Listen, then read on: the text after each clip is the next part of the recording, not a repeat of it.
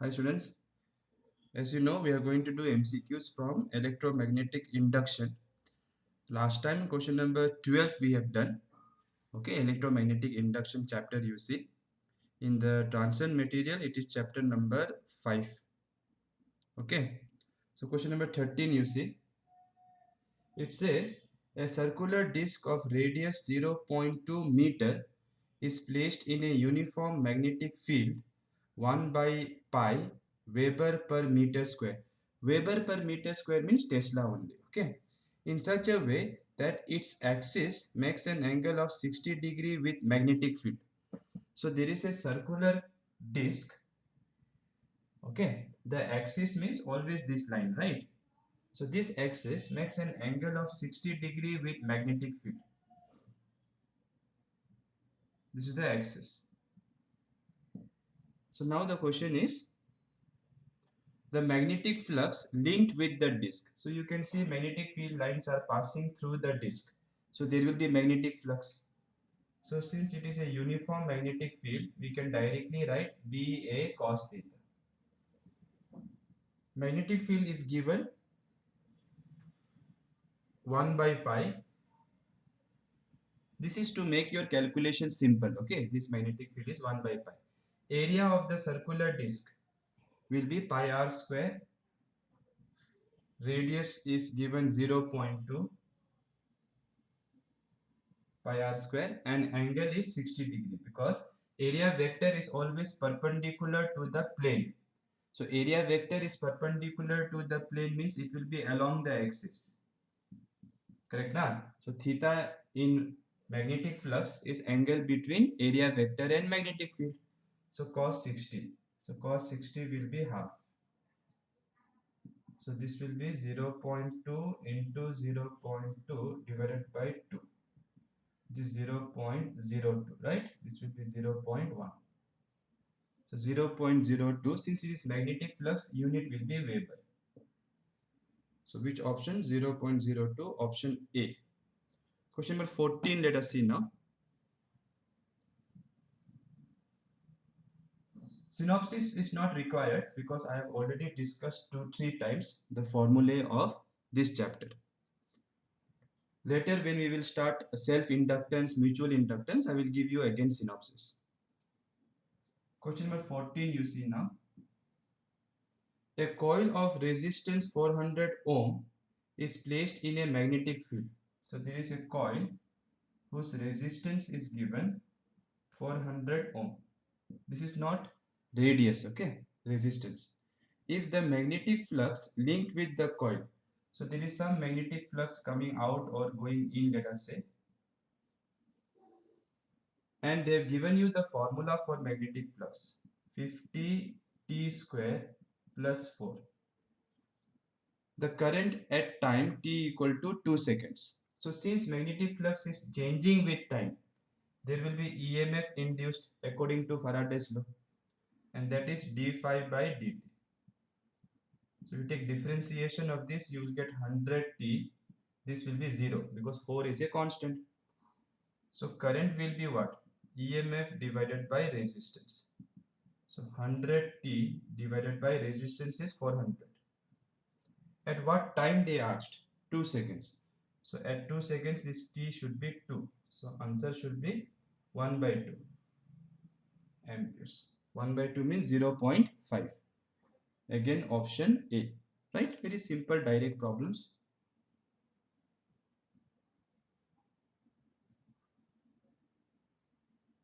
See question number 15. The current in a inductance coil. So inductance coil means inductor. So the current in this coil varies with time according to the graph. So the current in this coil varies with time according to this graph. Okay, like this graph they have given. Which of the following graphs shows the variation of voltage induced in the coil? This would say voltage induced in the coil. You know when current will change, the magnetic flux through this solenoid which is called inductor will change. When magnetic flux will change, EMF will be induced. That we can also say induced voltage. So they want EMF or voltage versus time graph. Now what is the formula for EMF for inductor? Minus L di by dt. Yes or no? It is actually d flux by dt, but flux is equal to L into I. Already we have discussed, right? So you can see your EMF is proportional to negative of di by dt because L is constant. Now di by dt means what? Slope of IT graph. Slope of IT graph. Understood? Now for this interval, let us say this interval is 1 second, this is 2 seconds. So up to 1 second, you can see up to 1 second, you can see the slope of this graph is positive constant. So in this interval, the slope is positive constant. So EMF will be minus of slope of this graph. This slope is positive, so EMF will be negative because slope is positive. So EMF will be negative and it is constant. So since slope is constant, EMF will be constant but negative constant. Constant means it will be parallel to your time axis. Similarly, in this part, here slope is positive constant, here slope is negative constant. Correct, na? So what will be EMF here? Negative of slope. So negative of negative constant will be positive constant. So the graph will look like this up to this time. So this will be the correct graph for EMF. So whenever they will give graph of current versus time in a inductor, and if they ask voltage induced graph, voltage induced or EMF induced, remember this formula, then you will immediately come to know that EMF is related to, is proportional to negative of slope of IT graph. Slope of IT graph. Okay. 16 question I think is similar to this. The current I in a coil varies with time as shown in the figure. Current I versus time varies like this. Okay. This is T by 4 time. This is T by 2. This is 3T by 4. They want what? The variation of induced EMF. Simple.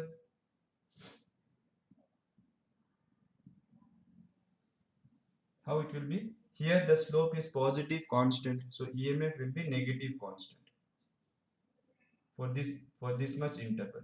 Okay. Then in this interval, your current is constant. If current is constant, EMF will be 0. This is for this interval. Then for this interval, slope is negative constant, like this part, no? Negative constant.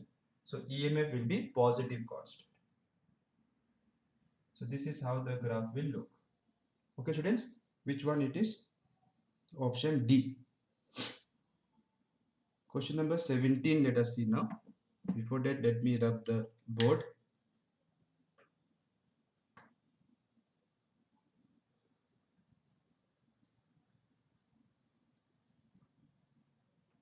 You have to pause and write, okay? That is the only option. Question number 17, you see. A long solenoid of diameter 0.1 meter has 2 into 10 to the power 4 turns per meter. So let me draw a diagram. So there is a long solenoid, diameter is 0.1 meter. It has number of turns per unit length 2 into 10 power 4 per meter. So it is not number of turns, okay, it is number of turns per unit length. At the center of the solenoid, a coil of 100 turns. So at the center of the solenoid, there is a coil of 100 turns and of radius 0.01. So it is much smaller than this, right? So at the center, let us say somewhere here. So there is a coil, smaller coil whose radius this R is equal to 0.01, and this coil itself has some number of turns which is equals to 100, I think, right? Yeah, coil of 100 turns, and radius is 0.01. The current in the solenoid, the current in the solenoid axis, something wrong is there, students, in the sentence. The current in the solenoid reduces at a constant rate. So the current in the solenoid means here. So the current in the solenoid reduces from 0 ampere to 4 ampere in 0.05 seconds. What you have to do? If the resistance of the coil, this one, okay, if the resistance, this is coil they are saying, this is solenoid they are saying, that is how you have to differentiate. So for this coil the resistance is given 10 pi square ohm. The total charge flowing through the coil during this interval, total charge they are asking. Now if you remember, why will charge flow here? Because when this current will change, magnetic field here will change. When magnetic field here will change, magnetic flux here will change through this coil.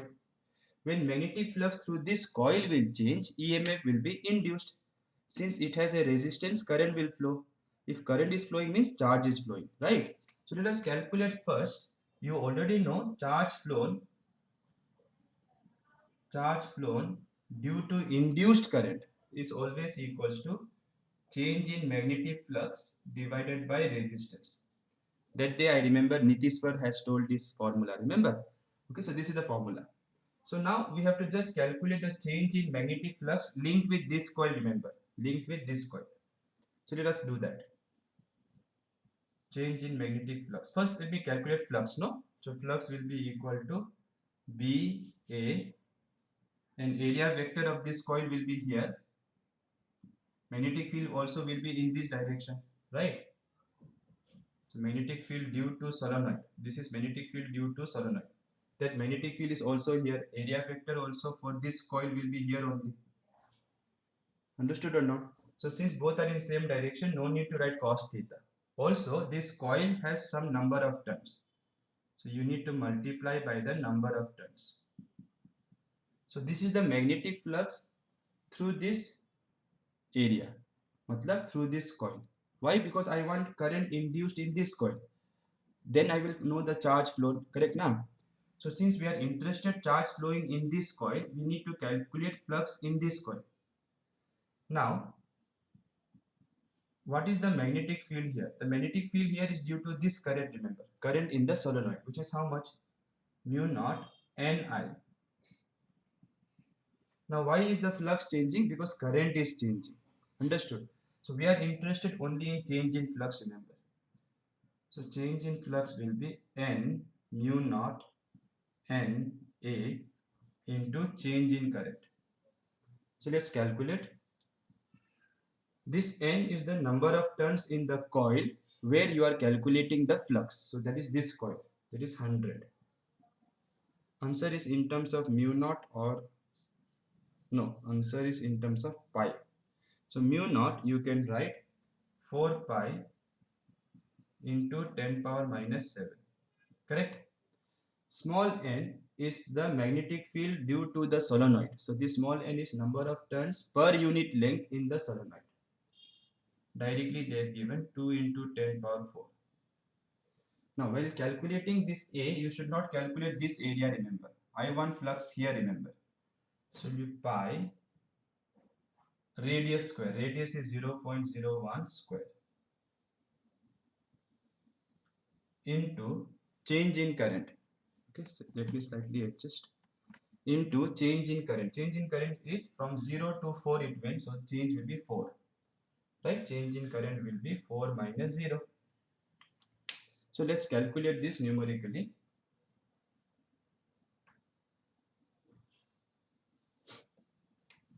So change in magnetic flux will be equals to 4, 5, 6. So 10 to the power 6, 10 to the power minus 7, 10 to the power minus 1, right? Then this is 10 power minus 2 whole square. So 10 power minus 2 whole square will be 10 power minus 4. So it will be 10 power minus 5. So the power will be 10 power minus 5. Correct?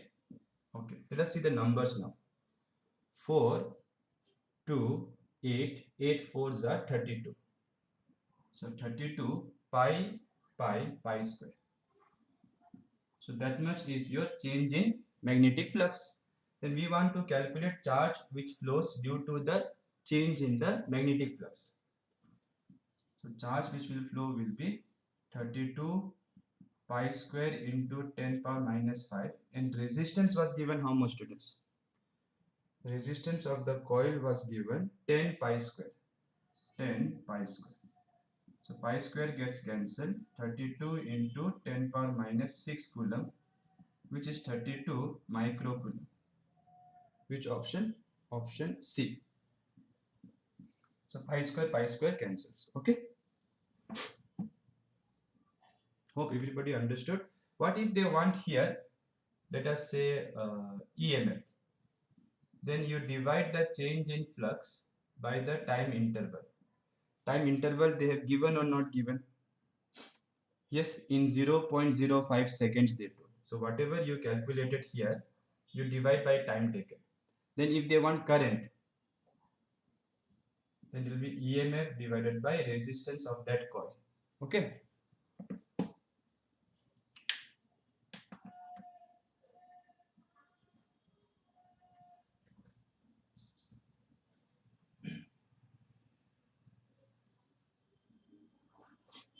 Let's see the next question now. A long solenoid, sorry, a long metal bar of 50 centimeter length is aligned north-south line and moves eastward at a speed of 10 meter per second. So if I say this is east, this is west, this is north, this is south, your, so where will be clouds? Clouds will be here, remember. This is earth, this is ground, okay? So this is ground. So this will be vertically down, this will be vertically up. A long metal bar of 50 centimeter length is aligned along north-south line. So here is your rod. Moves eastward at a speed of 10 meter per second. Moves eastward 10 meter per second. Length is given 50 centimeter. A uniform magnetic field of 4 Tesla points vertically downwards. Matlab like this. 4 Tesla. That is a very large magnetic field. If the south end of the bar has a 0 volt, south end, this end has 0 volt, then the induced potential at the north pole. Here they want the north end potential. So you know when a rod moves perpendicularly to a magnetic field, matlab when the area which it covers, as it moves it covers some area, right? If there is a magnetic field perpendicular to the area which it covers, then you know that there will be EMF induced. And what is the formula? BLB. This EMF is basically the potential difference between this end A and this end B for a rod, okay? For a rod. So what is B? 4. What is length? 50 centimeters. So 50 by 100. Velocity is 10. So this is 20 volt. Yes or no? So that is the EMF. No need to write sine theta or cos theta anything, because this L, this V and this magnetic field are mutually perpendicular. Now to know whether this end is positive compared to this or negative, what we have to do? We have to find the polarity of this. Will it be positive or negative? So let us see. It is going this way. So positive charges, if you assume here, are moving this way, magnetic field is here. So V cross B forces on the positive charge will be this way, which means electrons will come this way, right? Because force on positive charge is here means force on negative charge will be here. So this end will be negative, this end will be positive. And the difference will be, and the difference is given to be how much? Difference is 20 volt. So now, so if you consider this as 0 volt, then this must be plus 20 volt. Plus 20 volt. Understood or not? So please remember, when a rod is moving this way in this magnetic field, this end will be positive, this end will be negative. Correct? No? So potential difference will be what? If this is A, this is B, potential difference will be VA minus VB. That is your EMF induced, which we calculated here, 20. Now, this one they said is 0. Then this VA will be plus 20. Imagine the same rod was moving. Imagine the same rod was moving this way. So if the rod was moving this way, you can do the right hand thumb rule. You will find this will be positive, this will be negative in this magnetic field. So then you will write VB, this is B, this is A. Difference we got 20 na. So that means VB, bigger one, positive one, minus this potential will be 20.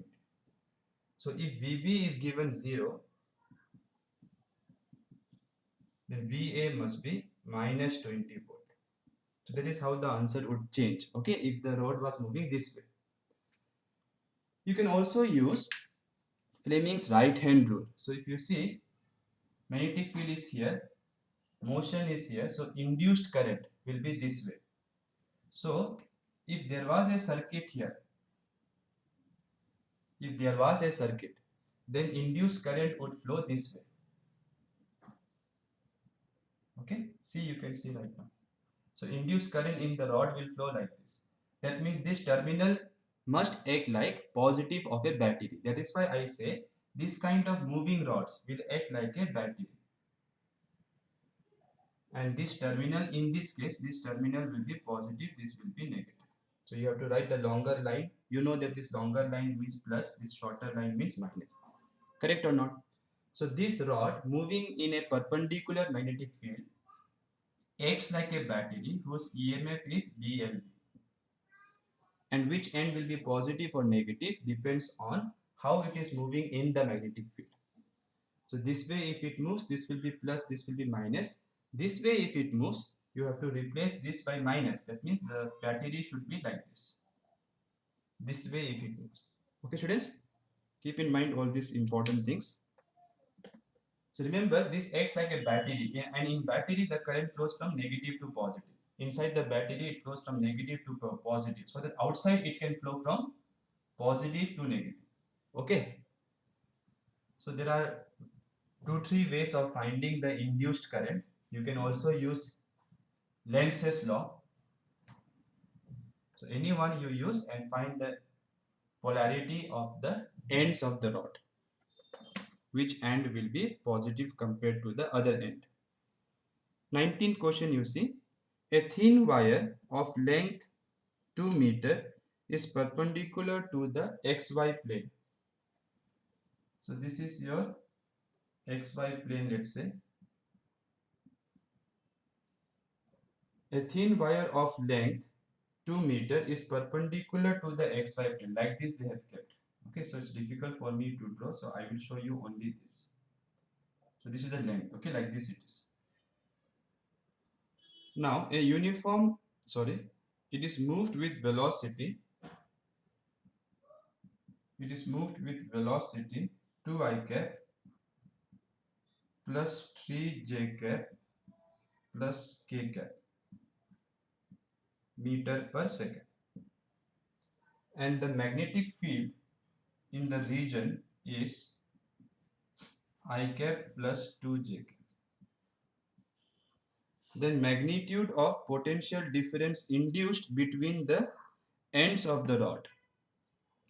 So since this is kept along z axis, right? Because the rod was kept perpendicular to the xy plane. So the rod is in the z axis. So your length vector will be whatever was the magnitude of the length was how much, 2 meters. So that is only the magnitude.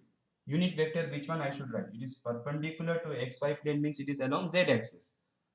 So I should write k cap. So now students, you are not going to use BLV because these are in vector form. So what we are going to do is we are going to use the general formula for EMF. The general formula I have given in the class also. V bar cross B bar dot L bar. When each one of them are perpendicular to each other, mutually perpendicular, the same formula becomes BLV. So first I need to find this cross product. What is the technique to find cross product? Here you write I, J, K. This was taught in first PU. It will be also taught in second PU maths. So don't worry. Write the components of velocity. 2, 3, 1.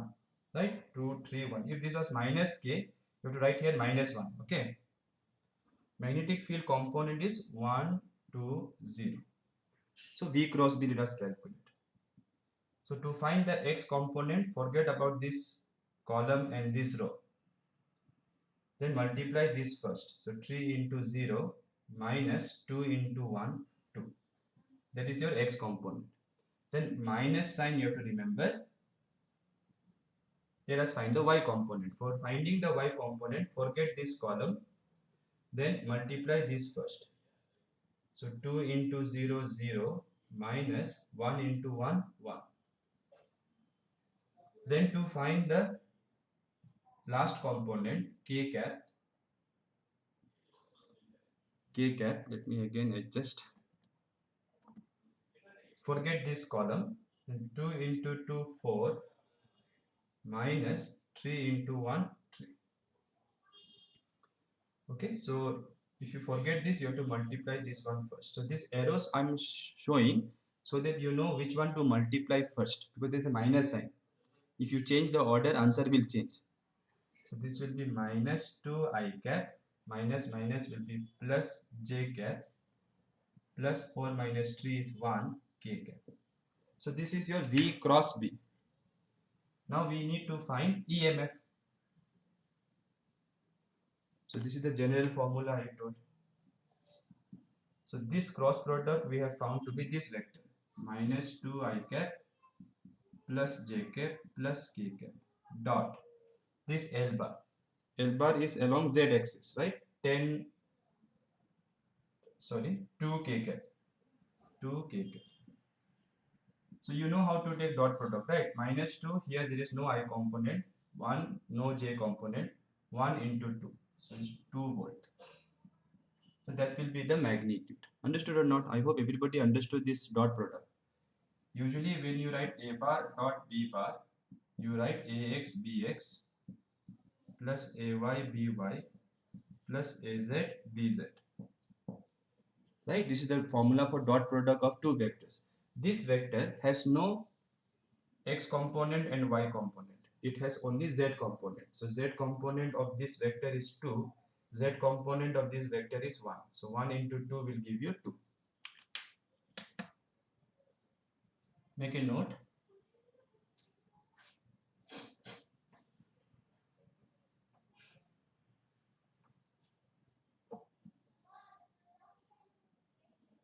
Okay, let's see the next question. A thin semicircular conducting ring PQR of radius r is falling with its plane vertical in a horizontal magnetic field B. So there is a semicircular ring which is falling vertically. Okay. So this is the ring, semicircular ring, which is falling vertically. So velocity will be this way. Correct or not? Magnetic field is horizontal. Magnetic field is horizontal. Okay. The potential difference developed across the ring when its speed is v.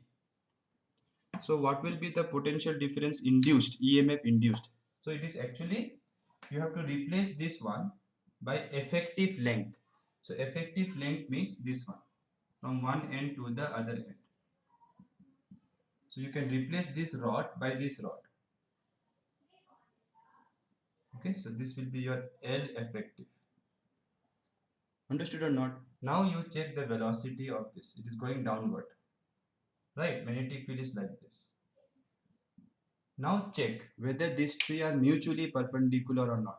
Length is here, velocity is down, magnetic field is inwards. So these three are mutually perpendicular, right? If I say this is along x, this is along y velocity, then magnetic field is along z. So they are mutually perpendicular. So directly you can write EMF VLV. No need to write sine theta or something. What will be L effective? This is your L effective, which is the radius was given R. So this will be 2R. 2R into V. So that will be the EMF. Which end will be positive or negative? So velocity is this side, magnetic field is inward. So V cross B, if you do, positive charges will feel force this side, right? V cross B. So positive charges will feel force this side, means this end will be positive, this end will be negative. You can also try Fleming's right hand rule. So what is the answer? PR they told, no? The points as PR. So this is P, this is R. So this is P, this is R. So whenever they give curved rods, first find the effective length from one point to the other point. That you can do when the magnetic field is uniform. So what is the answer?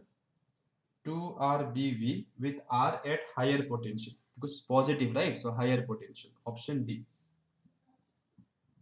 By the way, remember, because it is falling under gravity, this V will be equal to what? GT. If it starts from rest. V equal to U plus AT.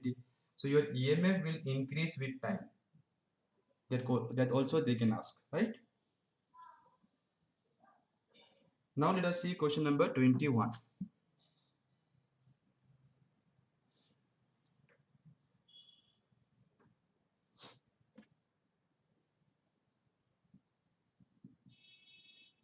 So in question number 21, they are saying one conducting U tube can slide inside another as shown in the figure, maintaining electrical contacts between the tubes. The magnetic field is perpendicular to the plane of the figure. If one tube moves towards the other at a constant speed v, then the EMF induced in the circuit in terms of BLV, where L is the width of each tube.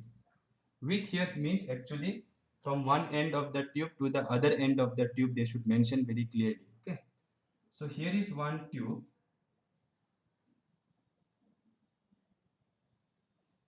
which can slide on inside another tube, maintaining electrical contact, they are saying.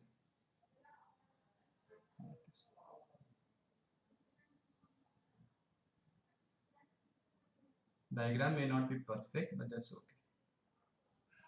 Okay.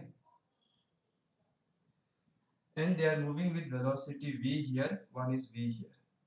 And magnetic field is perpendicular to the plane of the figure. Let us say downwards. Let us assume downwards. They want the net EMF of the circuit. Because these two they told forms electrical contact. So you can think they are in touch and moving like this, in contact and moving like this. Okay. So what will be the EMF? So first what you will do, I'll split this into two parts. First let me say this part. So this part is moving this way. So I can replace this by effective length like this. This is my effective length, which will be 2R if it was radius was given. Here radius was not given, so we have to consider where L is the width of each tube. I'm not sure with the width word. They should have told distance between the two ends or the diameter of this semicircle is L. So if this is L, then this is also effective length is L itself, right? This is the effective length. Now it is going this way. Magnetic field is I have assumed down. So V cross B, positive charges will feel force this way. So this part will act like a battery whose positive terminal will be here. Correct, students? Okay. And EMF will be what? BLV. Why? Because magnetic field, velocity are all magnetic field, velocity and length are mutually perpendicular. Correct na? Okay. Similarly, this part of the rod is moving this way. So whatever you did here, same thing you have to do. Only thing is, if you replace this by your effective length, it is moving this way. So you know that if it is moving this way, B cross B, forces on positive charge will be here. So this end will be positive, this end will be negative.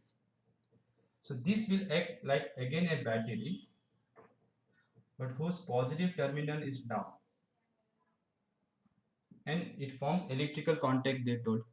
So this circuit becomes something like this. And this is also BLB. Now, if I want to find net EMF of this loop, I have to see whether they are helping each other or opposing each other. So you can see this will drive current this way. This will also drive current this way. So these two EMFs are helping each other. So net EMF will be 2E, which will be 2BL. Understood or not, students? So please remember this part. Now suppose, this is the answer, okay? Now suppose, which is the option? Option is B, 2BLB, okay? Now suppose you put some resistor like this. And suppose they ask current in this resistor. Most of the students know they write total EMF divided by resistance. But please understand, suppose I put a resistor here, then will there be current here? That is the question. Now you can see the total EMF seen by this. You can see these two are in parallel for this resistor now. So if you put a resistor, then you have to try to convert this into some circuit like this. Yes or no? You try to convert this circuit into this circuit by trying to find the equivalent EMF. Now these two are in parallel, I know, but they are in opposite polarity, because here for this resistor, this will try to send current this way. This will try to send current this way, right? Are you understanding? When this one was not there, in this circuit alone, yes, there was current. But once you connect this resistor here, this will try to send current this way. This will try to send current this way. So the net EMF as seen by this resistor will be 0. So the current in this resistor will be equal to 0. So please understand this fact. So no current will flow in this resistor. Okay, therefore there can't be current here also, here also. However, if let us say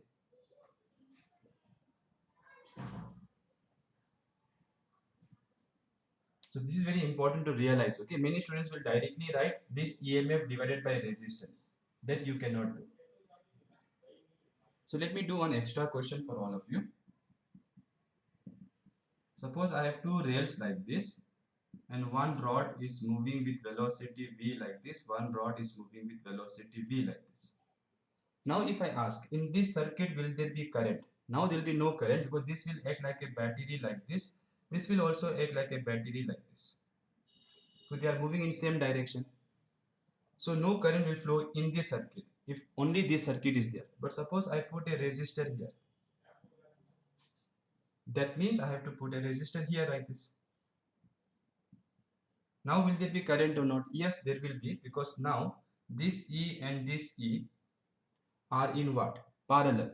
And since they are having same polarity as seen by this resistor, this battery will try to send current this way, this will also try to send current this way only. So the EMF, net EMF seen by this resistor will be what? These two are in parallel, remember. And let us say this has a resistance R, this has a resistance R. Then you can make that as internal resistance. So what will be the net EMF across this resistor? These two are in parallel. So what will be the formula? E1 R2 plus E2 R1 by R1 plus R2. If these two are identical, then it will be simply E we have seen in our current electricity. So current flowing here will be E divided by total resistance, right? Because this circuit you will try to replace by one battery. And what will be the equivalent internal resistance? Equivalent internal resistance will be R by 2, because this R and this R are in parallel for the combination of two cells. So this is R by 2, and EMF will be E only. Why E only? Because these two are in parallel. We have done this derivation, if you remember, for equivalent EMF. So the current flowing now in this resistor will be what? EMF divided by R plus R by 2. So try to analyze whatever I did properly once and see that you have understood each and everything. So whether you keep this R or not here, that is very important to realize whether there is current here or not. Understood? No? So basically the whole concept is something like this. Once you replace the rods with batteries, once you replace the moving rod in a perpendicular magnetic field by batteries, then you apply the knowledge of current electricity. So there we have studied, if you have one battery like this, one battery like this, and let's say this is internal resistance, EMF is EE. If you join like this, then will there be current here? No, there will be no current here. But the moment I put a resistor here, will there be current? Yes, there will be current. So that is something very important to understand. Okay. Okay, let us see question number 22 now. A conducting rod PQ of length 1 meter is moving with a uniform speed V 2 meter per second in a uniform magnetic field 4 Tesla directed into the paper. If you see the diagram, again it is all the three are mutually perpendicular. A capacitor of capacity 10 microfarad is connected as shown in the figure. The charge on plate A they want. So these are two conducting rails, and there is a rod which is moved with velocity v. Here they put a capacitor. They want charge on plate A, remember. Okay, this is capacitor. Capacitance is 10 microfarad. So you can see the length, the velocity and the magnetic field are mutually perpendicular. So EMF will be induced in this rod. Basically the rod will act like a battery now. Magnetic field is how much? 4 Tesla. Length of the rod is 1 meter. Velocity of the rod is 2. So 8 volt. So then what you can do? You can replace this rod by a battery. Now which end will be positive? We know velocity is this side. So this end will be positive. So it will be like this, something like this now.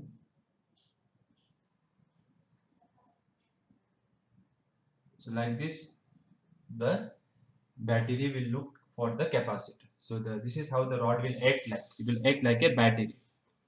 So now there is a potential difference of 10 volt, sorry 8 volt. So there will be some charge stored here, and the charge will be equal to how much? C into V, voltage here. Voltage here will be same as here, and it will be immediately because there is no resistance mentioned. So if there is no resistance, whatever is the potential difference here, immediately will be the potential difference here. So the capacitor will not take time to charge. Only when it is R, then the capacitor takes time to charge. So immediately the capacitor will charge, and that will be equal to C is given 10 micro, remember. Potential difference of this battery is 8, E equal to 8 volts, so it will be 80 microcoulomb. And since this is positive, this end will be positively charged, this end will be negatively charged. So end A, capacitor, this capacitor with the upper plate A will have how much charge? Plus 80 microcoulomb. What if they ask lower plate? Minus 80 microcoulomb. So answer is A, option A. Question number 23 you see.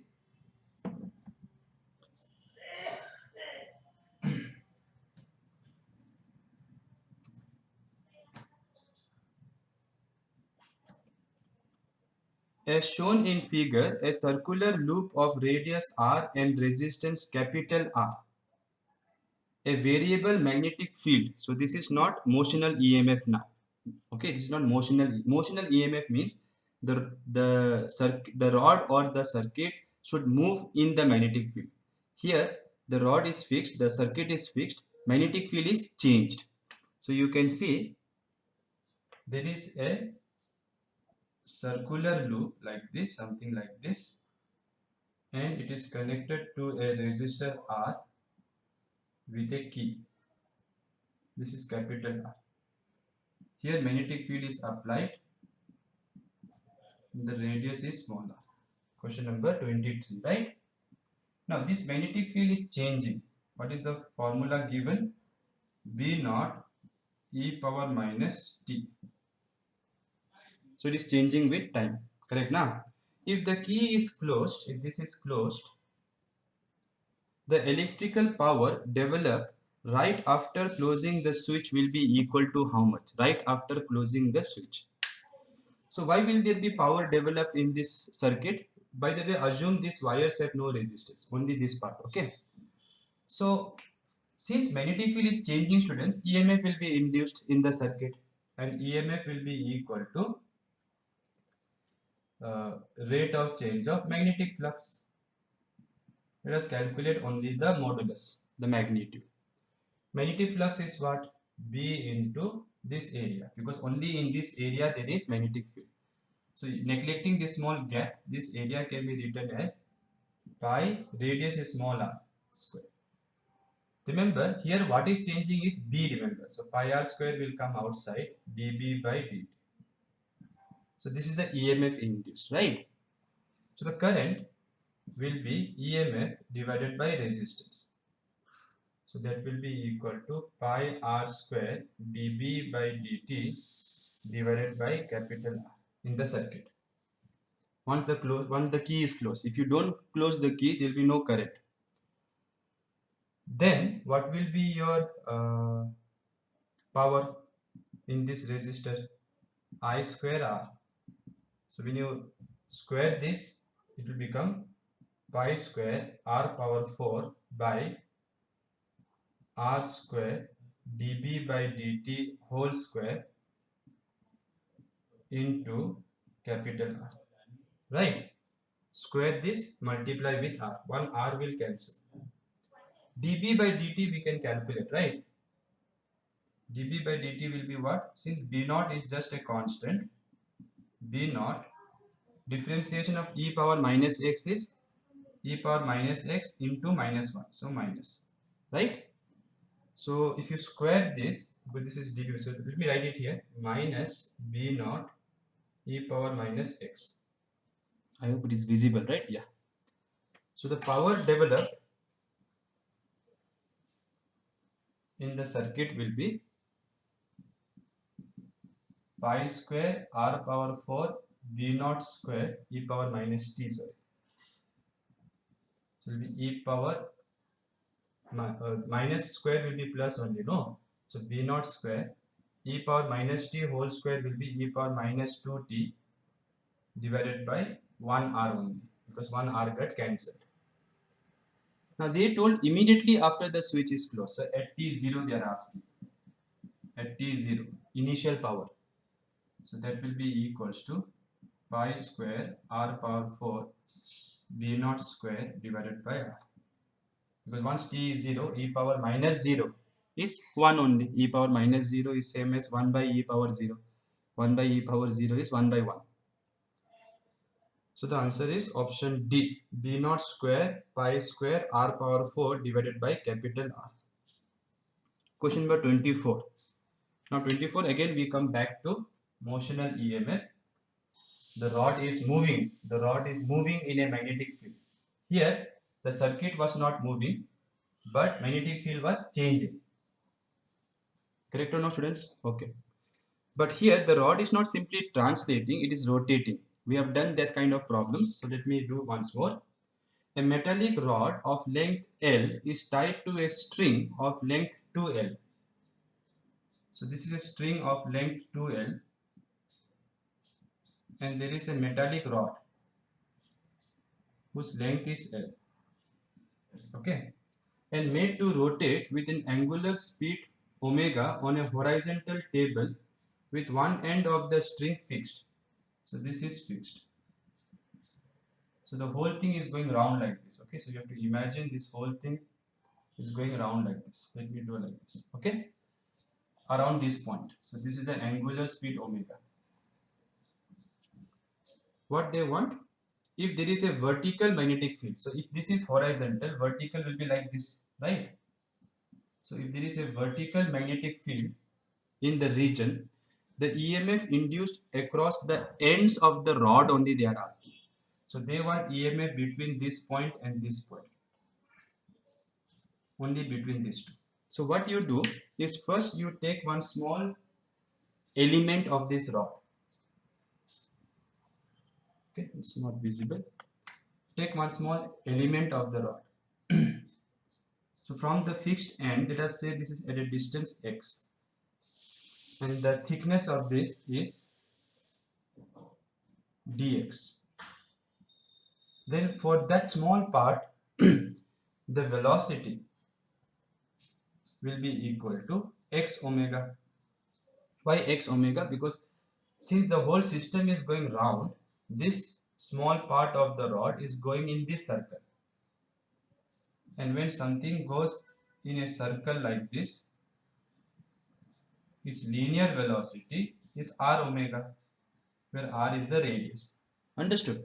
So the radius of this I am assuming x, and the thickness of this small part is dx. So for this small part, if I write the EMF here, dE, because it is EMF for a small part, that will be equal to B L matlab this length dx into V. So that will be equal to B dx. V is what? X omega. So now to find the EMF between this point and this point, they told no EMF between P and Q. I have to integrate this. So constants you take outside. B and omega are constants. Integrate this dE. You will get total EMF. Integrate x dx. From where to where? Not from here to here, remember. From here to here, if they say your x should start from 0 till it goes 3L, because when you reach here, this x will be 3L. But they told between P and Q. So your x should start from here till you reach here. So when your x is here, when you want EMF for this part, your x will be this much, no? And what will be the length? 2L. And when you reach here, the length will be 3L. So the lower limit and upper limit should be very carefully put by reading the question very carefully between which points they want. Okay, so that will be B omega. Integration of x dx is x square by 2. So x square by 2, put upper limit 3L square by 2 minus 2L square by 2. So the net EMF between P and Q will be equal to B omega by 2, let me take outside, 9L square minus 4L square will be 5L square. So that will be the EMF. What is the right option?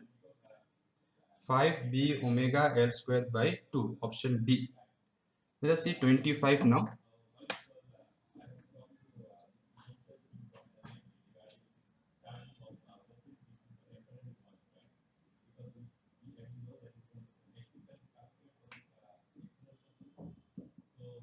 Question number 25. Let me draw the diagram first. Again, there are two rails. There is a rod here, and this time they have shown magnetic field is coming out of the board, out. Okay. Usually we write cross, no? This time they are giving dots. So this is the magnetic field which is coming outwards. Okay. A conducting rod is placed on two frictionless long parallel rails kept in a region of uniform magnetic field. At T0, the rod is given an impulse. So at T0, the rod is given an impulse, means suddenly you are giving it some velocity. It's like kicking a football. When you kick a football, you kick it for a short time, right? You are not allowed to take the ball, and with the ball you can't go inside the goalpost, right? You have to kick it for a short interval of time.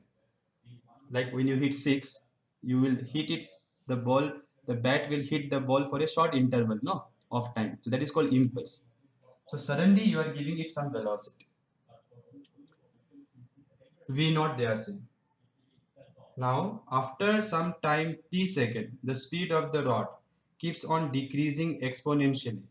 The speed of the rod keeps on increasing exponentially. The speed of the rod decreases linearly. The speed of the rod remains constant. But the answer here is the speed of the rod remains constant. The speed remains constant. Why? So once this rod will move, I know there will be EMF plus minus. Or here it will be minus plus.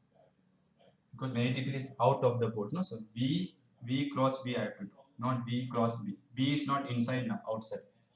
So V cross B, positive charges will feel force here. Okay. But the circuit is not closed. No, there is no resistor anywhere. If there was a resistor here like this, let's say, then there will be current flowing.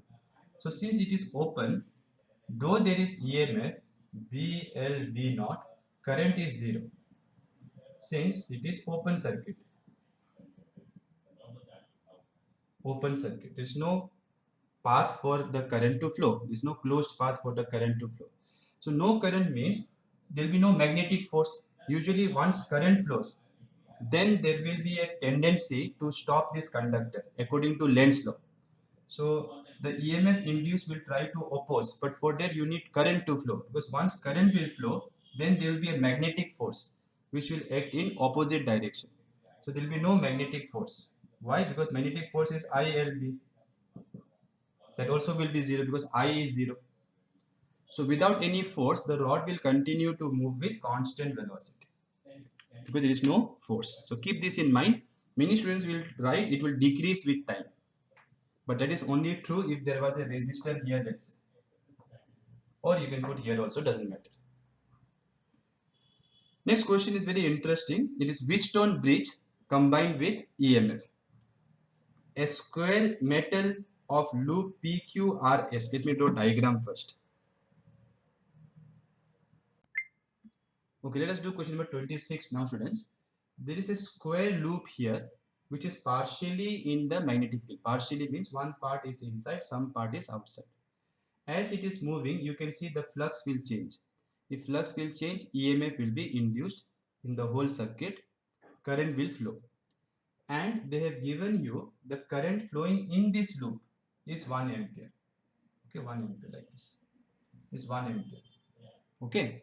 And magnetic field applied is 2 Tesla perpendicular. Side of the square loop is 10 centimeter. Resistance of the loop is given 1 ohm. And the circuit here has, looks like a what kind of circuit this one? Wheatstone bridge, right? 3 ohm, 3 ohm, 3 ohm, 3 ohm, 3 ohm. You have to find the speed with which the loop is moved. Now why they said partially filled? If it was totally filled, then the flux will not change through this area. If flux will not change, no EMF. So it has to be partially filled. Correct? Now you look here. This part is outside the magnetic field. So there will be no BLV here. But this part is inside, moving in the magnetic field. So this part will act like a battery. And this will be plus, this will be minus, because it is moving this way, right? B cross B. How many times I'll do, man? So this part will look like this straight rod will act like a battery, whose EMF will be E. And what will be EMF? BLV. I can't calculate because V I have to find, but I know there will be EMF BLV, right? Okay. Now think of this circuit now. Once you replace this rod by a battery, this becomes a now what kind of problem? Current electricity problem. So what is the total resistance seen by this battery? So from this battery's point of view, how much is the resistance? You can see this balanced bridge. Yes, P by Q equal to R by S.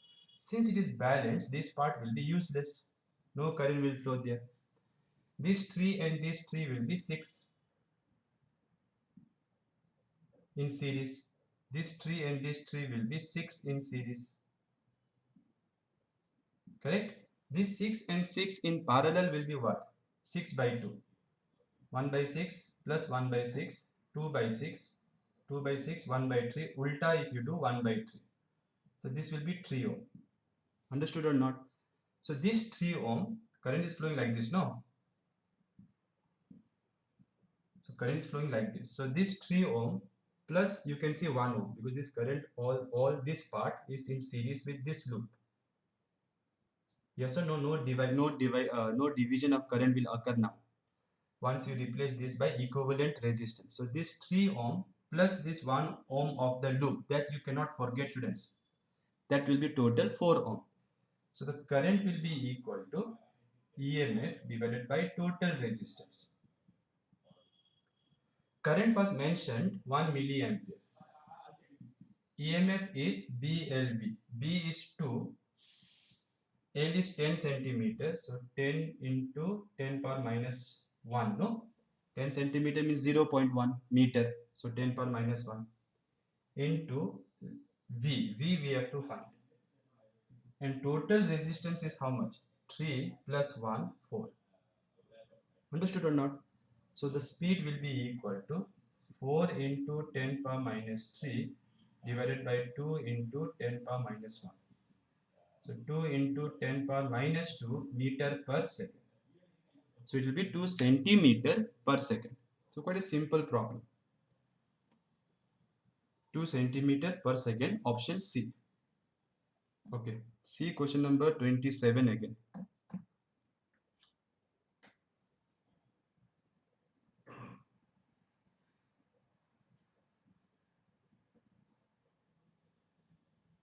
See question number 27.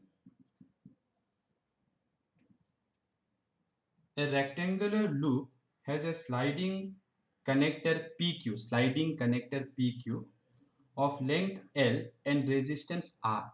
So that rod which is moving itself has resistance. Slider they are calling it, and is moving with a speed V as shown in the figure. Well, in the figure they have not shown the speed actually. The setup is placed in a uniform magnetic field into the plane of paper. The three currents are how much? So let us draw the circuit. Here is one.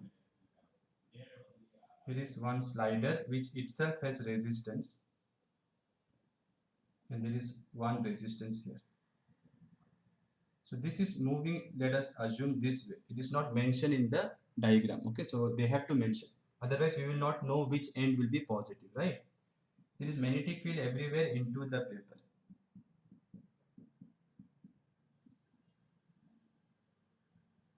Okay, so we have to find each of them have same resistance. And the length of the slider is given as L. So this length is L. Let me write here, no, this length. Now remember, this PQ is a slider. So they are moving this slider in this circuit like this. So as long as you move, this will act like a battery with positive here, negative here, and it also will have internal resistance, which is given as R itself. The resistance of the rod should be considered as internal resistance of the battery. And EMF will be E. What will be E? BLV are mutually perpendicular, so directly BLV. Once you replace this by a battery, now you can see it becomes a current electricity problem, right? So I can redraw this diagram something like this. This R, if I bring it here, is in parallel with this R. I can bring it here, no, because these 2 points are same as these 2 points. So I can bring this R here. So this R and this R are actually, students, in parallel. Parallel means what? Left end and left end should be joined directly. Right end and right end should be joined directly. So this is joined directly. No resistance in the middle. No battery in the middle. This is also joined directly.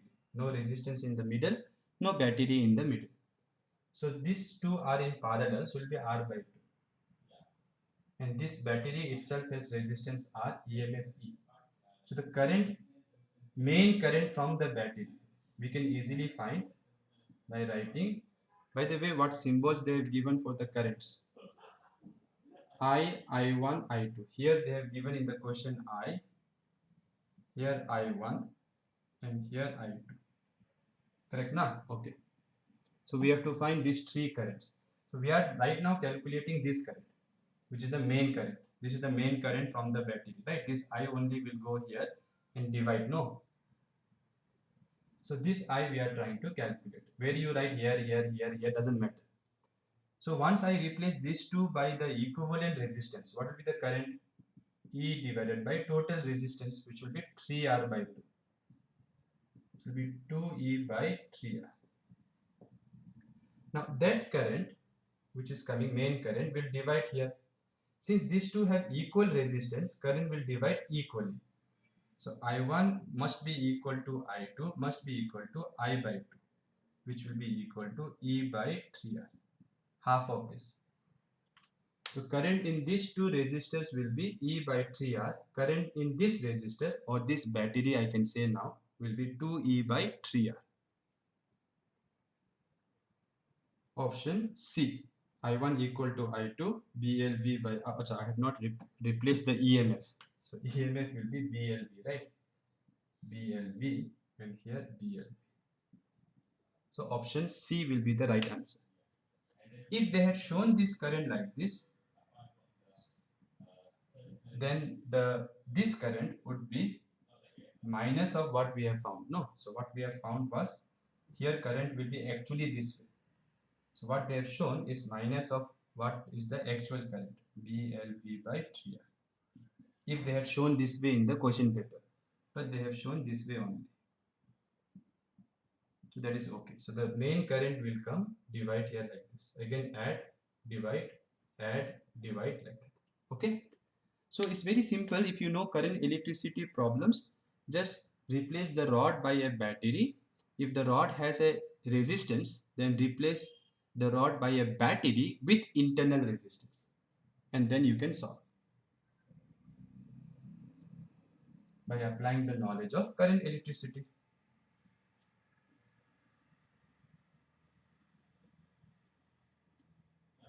Okay. 28 you see. A rolling axle 1.5 meter long is pushed along horizontal metallic rails. In the diagram, it looks like slant actually, but it is horizontal. Okay, horizontal. A resistor capital R equal to 0.4 ohm is connected between the rails, and a magnetic field 0.08 Tesla is applied vertically downwards, remember, as shown in the figure. Which of these options are true? First, let's draw a diagram. It is a horizontal rail, okay? It doesn't look like the one they have shown, not like this, okay? Horizontal. Then 28 is question number.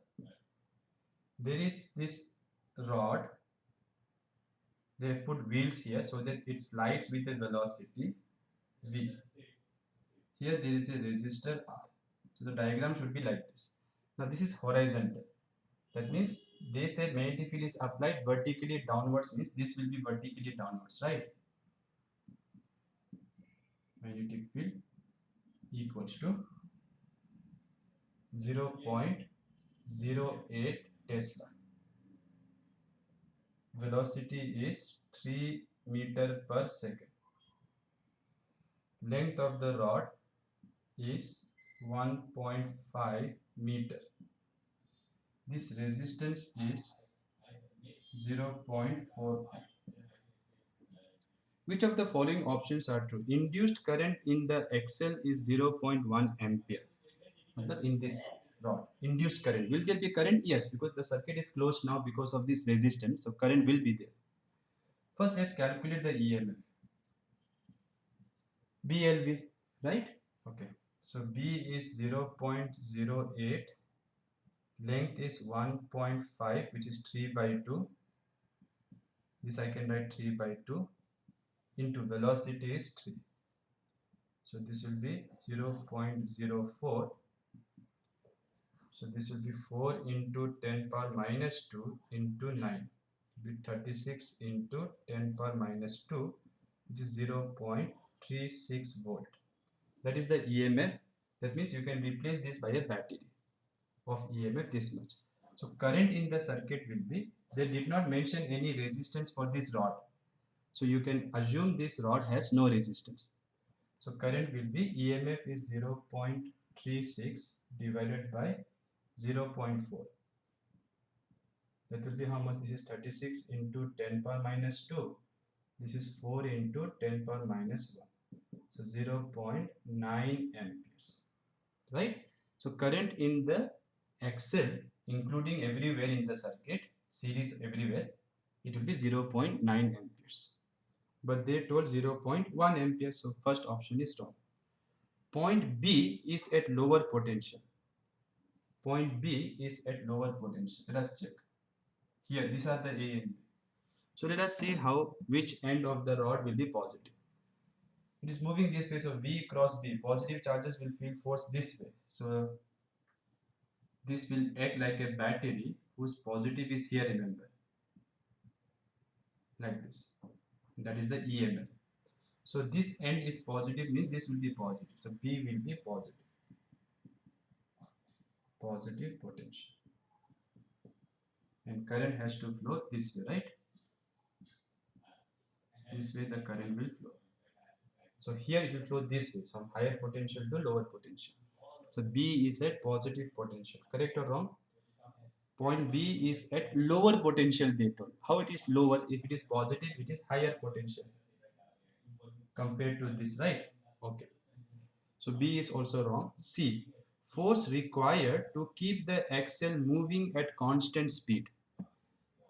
So the moment this axle was there, no, actually, so when this axle is moving with speed this b, you know there will be magnetic force in opposite direction, which will try to slow down, right? Slow down the rod. So if you want to maintain the speed constant, you must apply external force in the opposite direction. You must apply external force in the opposite direction of the magnetic force. You can check the magnetic force will be here only. See, Fleming's left hand rule for force, magnetic force, Fleming's left hand rule. So magnetic field is inside, current is down, see. So force will be here. So it's very clear magnetic force is there. Right? Okay. What will be the magnetic force? ILB, brother-in-law formula. Current is 0.9. Length of the rod is 1.5, so 3 by 2. Magnetic field is 0.08, so 8 into 10 power minus 2. This is 9 into 10 power minus 1. That way it is easy to calculate. So 2 4s are 8, right? So this will be 27 into 4. So 27 into 4. 4 7s are 28, 8 2 carry, 4 2s are 8, 9 10. 108 into 10 power minus 3. Minus 3, na? So that will be 0.108 Newton. So approximately 0.1 Newton you can say, or 0.11. So the force needed is 0.018, they are saying. How it is coming 0.018?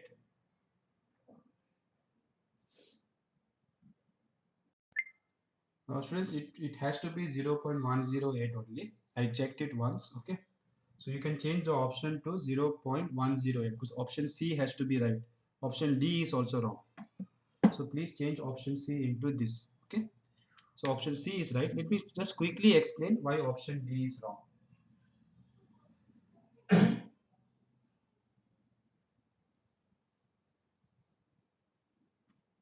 Okay, option D, if you see, when the axle rolls beyond AB, the direction of current in this capital R is reversed, they are saying. Is it reversed? Let's check. So when the axle, as it keeps rolling, there are wheels here, okay? I did not show the wheels, not important. So as it is moving like this, once it goes beyond this resistor, they are saying current here will be reversed. Let's check. So once this goes here, this resistor is here only, no? Once this comes here, the rod will be here, right? This rod PQ, let us write, will be here. But still it is moving this way only. Magnetic field is still this way only. So V cross B, again if you do, positive charges will be here. So this will act like a battery which is same as this battery. Minus here, plus here. So even now, you can see this B will be at positive potential. Yes or no? So current will still flow this way. Okay, like this. So the current direction here still remains the same. It was from B to A. Now also it is from B to A. Why? Because this end is still positive potential, higher potential. So it is very clear that option C has to be right. 29 you see now.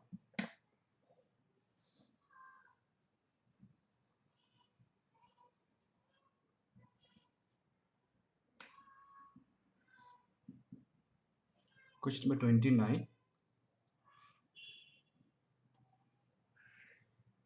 A square loop of side A is placed in the same plane as a long straight wire carrying a current.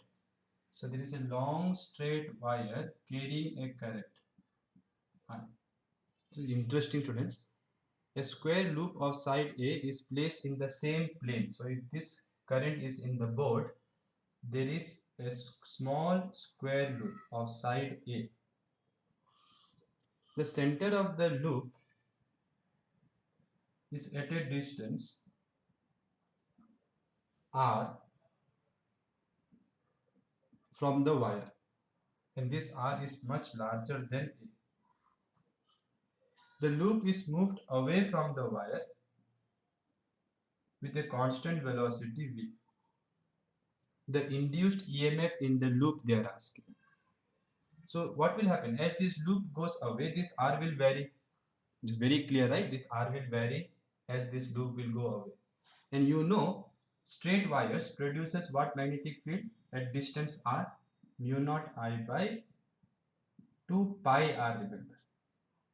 This is the formula magnetic field due to straight infinitely long wire. Now, as this moves away, the magnetic flux through this area will keep changing. And why they gave you very small loop? So that every point here, you can consider the magnetic field at every point here will be same as at the center. So at every point in the loop, you can assume magnetic field is same as at the center. So that if you assume magnetic field everywhere here is same at any given time. So when the loop is here, magnetic field everywhere here is same. Of course, when the loop will go here, magnetic field compared to here will decrease as you go here. Though magnetic field will decrease, at every point also it will decrease. So magnetic flux through this loop, I can write B into area. Magnetic field will be like downwards, right? Like this, downwards. Area vector will be also in this perpendicular to the plane. So both magnetic field and area vector are in the same line. Now whether you write cos 0, cos 180, it doesn't matter because magnitude we are interested. So B into A. B is mu naught I by 2 pi r. Area is A square. Now this flux is changing or not changing, students? It is changing because the loop is going farther and farther away. So this R is changing. So EMF induced in the loop will be rate of change of magnetic flux with respect to time. Faraday's law. So constants you take outside, mu naught I A square by 2 pi. Differentiation of 1 by R you have to do. Now 1 by R means what? R power minus 1. So chain rule you have to apply. So EMF will be equals to mu naught I A square divided by 2 pi into differentiation of R power minus 1 will be what? Minus 1 R power minus 2 dr by dt. Correct or not? Since only magnitude we want, forget this minus sign, this minus 1. It will be mu naught I A square by 2 pi r square dr by dt. What will be dr by dt? After a small interval of time, this loop will be here. So this r will change by dr. So dr basically represents the displacement of the loop divided by time taken to go from here to here. So if you divide the small displacement by the small interval of time, that is nothing but velocity of the loop. So this is velocity of the loop. So that much EMF will be induced. Which option? Mu naught I, option D. Right? Am I right? Yeah. Option D. 30th question. This is an instantaneous EMF. Okay, because this R keeps on changing. So the EMF will be inversely proportional to R square. Okay, let us see the next question now.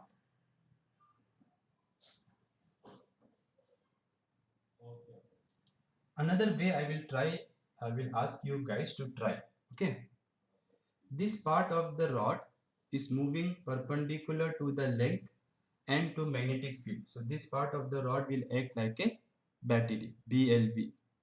This part also BLV, but those two B will not be same. Here you have to write B1, here you write B2 because this distance is different from this distance. This is R. From center if you measure, then it will be more complicated to find this distance, but still you can find. Yes or no? So this will be R minus A by 2. Similarly for this rod you find the distance. So then find magnetic field here, magnetic field here. Are you understanding what I'm saying? So what I'm saying is, if you have a loop like this which is moving with velocity v in a uniform magnetic field, then you know net EMF is 0 because this part will act like a battery like this. This part of the rod will act like battery like this. Both EMF will be BLV. So net EMF here will be 0. Yes, so this will drive current this way, this will drive current this way. So no induced current can flow. So no net EMF should be there. But if I say here magnetic field is B1 and here magnetic field is B2, which is possible if I put straight current carrying wire like this.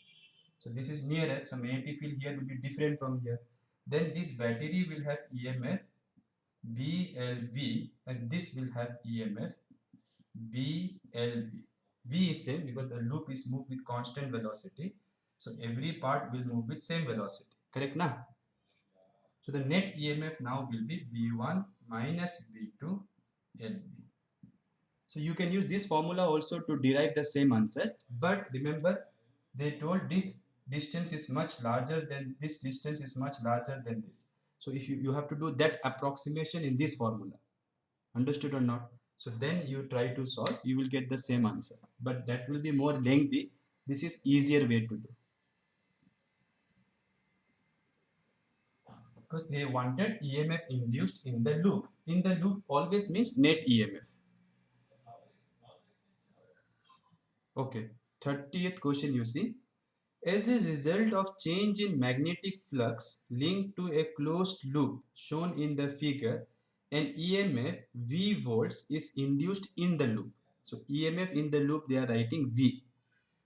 The work done in carrying a charge q coulomb once along the loop. That is simple. EMF means what?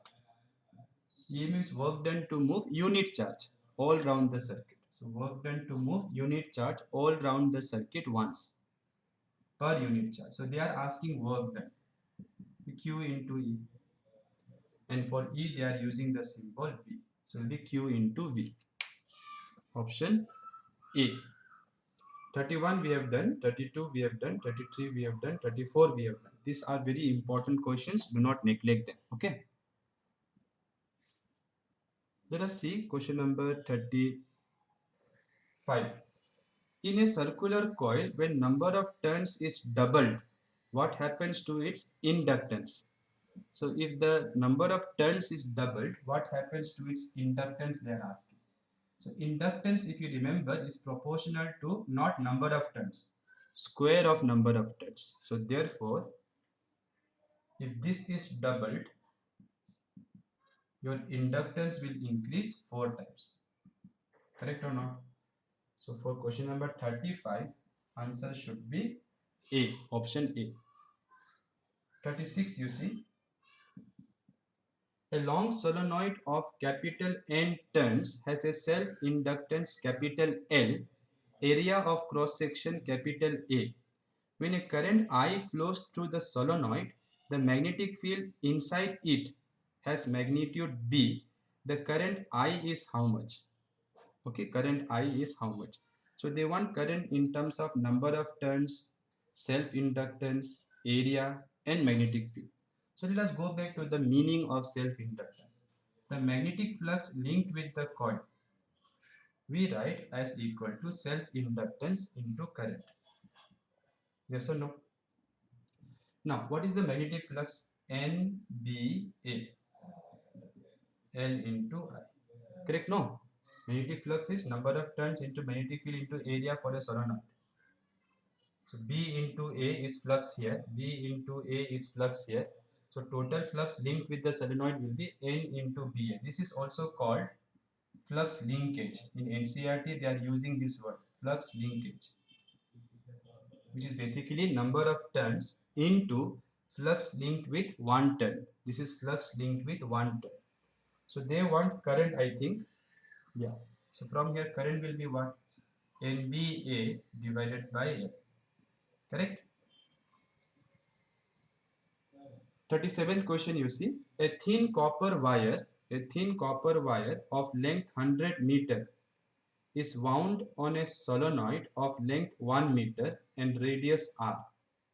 Its self-inductance is found to be capital L. Now, if the same length of the wire is wound as a solenoid of length L, so the length they are keeping same only, but of radius r by 2, then its self-inductance will be how much? So the wire which they are using to make the solenoid, that wire is of same length, okay? So a thin copper wire of length 100 meters. So let us say I have a thin copper wire, total length of the wire is 100 meters. This is length of the wire. Let me write small. Okay, so this, they are first what they said is wound as a solenoid like this, okay, of length small l. So don't confuse with this length and this length. This is the length of the wire which is used to make the solenoid. Understood? So this length will be obviously smaller than this length, right? Okay. And radius smaller. Radius is smaller. Its self-inductance is found to be L, they are saying. Now some number of turns will be there, obviously N. What is the formula for self-inductance? So many times we have written, that is why I did not do synopsis also actually. Mu naught N square A by L. A is pi r square in this problem.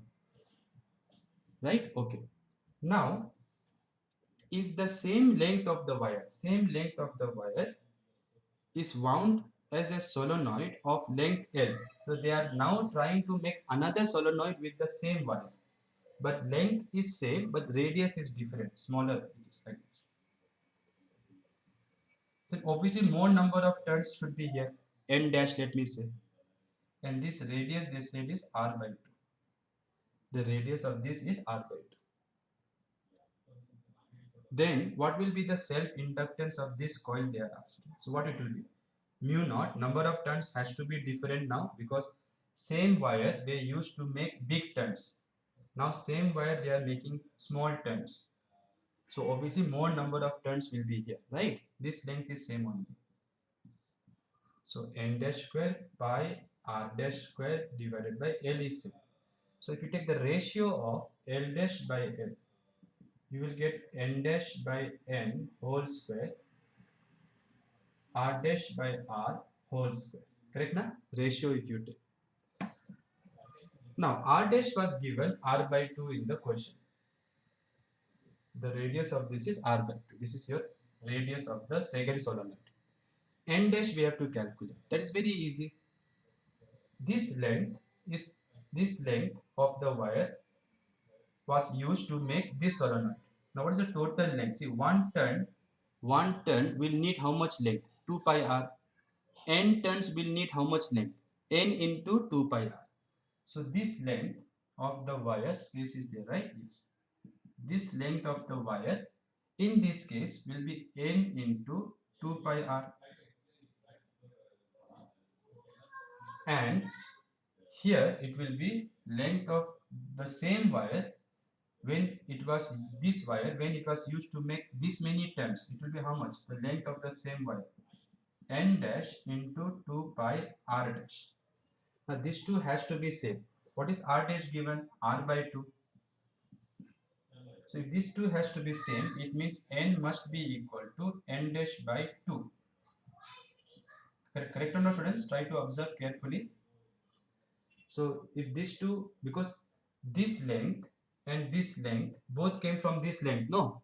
So one turn will need 2 pi r. Here also one turn will need 2 pi r dash. So this is actually your r dash, which I wrote as r by 2 according to the question. So n, this n must be equal to n dash divided by 2. So n dash must be 2n. So this n dash, let me write r dash here. Then let me substitute. So n dash is 2n divided by n whole square, and r dash is r by 2 divided by r whole square. N cancel, r cancel, will be 1. 2 square divided by 2 square. So self inductance remains the same. So much hard work to realize that the inductance did not change. Okay. Fine, students, we'll stop for today. Remaining questions we will do either on Monday. Monday will continue with AC. Once we finish AC, we will see whether we will complete remaining questions on regular classes or on Friday class. Okay. Thank you.